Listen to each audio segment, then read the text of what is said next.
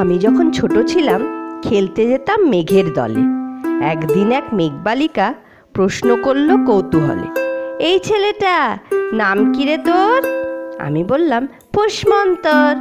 মেঘবালিকা রেগেই আগুন, মিথ্যে কথা, নাম কি অমন হয় কখনো? আমি বললাম নিশ্চয়ই হয়, আগে আমার গল্প শোনো।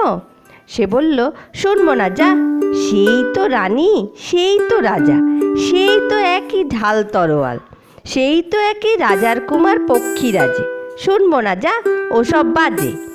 আমি বললাম তোমার জন্য নতুন করে লিখবো তবে। সে বলল সত্যি লিখবি? বেশ, তাহলে মস্ত করে লিখতে হবে, মনে থাকবে, লিখে কিন্তু আমায় দিবি। আমি বললাম তোমার জন্য লিখতে পারি এক পৃথিবী। লিখতে লিখতে লেখা যখন সবেমাত্র ২-৪ পাতা, হঠাৎ তখন ভূত চাপলো আমার মাথায়। খুঁজতে খুঁজতে চলে গেলাম ছোটবেলার মেঘের মাঠে। গিয়ে দেখি চেনা মুখ তো একটিও নেই এ তল্লাটে। একজনকে মনে হলো ওরই মধ্যে অন্য রকম। এগিয়ে গিয়ে বললেন তাকে, তুমি কি সেই মেঘবালিকা? তুমি কি সেই? সে বলল মনে তো নেই, আমার ওসব মনে তো নেই। আমি বললাম তুমি আমায় লেখার কথা বলেছিলে। সে বলল সঙ্গে আছে, ভাসিয়ে দাও গায়ের ঝিলে। আর হ্যাঁ শোনো, এখন আমি মেঘ নই আর, সবাই এখন বৃষ্টি বলে ডাকে আমায়। বলেই হঠাৎ এক পশলায় চুল থেকে নখ আমায় পুরো ভিজিয়ে দিয়ে অন্য অন্য বৃষ্টি বাদল সঙ্গে নিয়ে মিলিয়ে গেল খরস্রোতায়, মিলিয়ে গেল দূরে কোথায়, দূরে দূরে।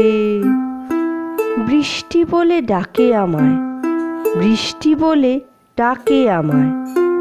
আপন মনে বলতে বলতে আমি কেবল বসেই রইলাম, ভিজে একসা কাপড় জামায়, গাছের তলায় বসেই রইলাম। বৃষ্টি নাকি মেঘের জন্য? এমন সময় অন্য একটি বৃষ্টি আমায় চিনতে পেরে বলল, তাতে মন খারাপের কি হয়েছে? যাও, ফিরে যাও, লেখো আবার।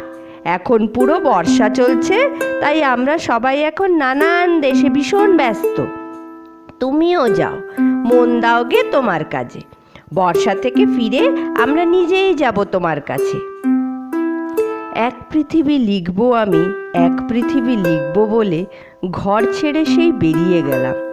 ঘর ছেড়ে সেই ঘর বাঁধলাম গহন বনে, সঙ্গী শুধু কাগজ কলম। একাই থাকবো, একাই দুটো ফুটিয়ে খাবো, ২-১ মুঠো ধুলোবালি। যখন যারা আসবে মনে তাদের লিখব, লিখেই যাব। এক পৃথিবীর ১০০ রকম স্বপ্ন দেখার সাধ্য থাকবে যেই রূপকথায়, সেই রূপকথা আমার একার।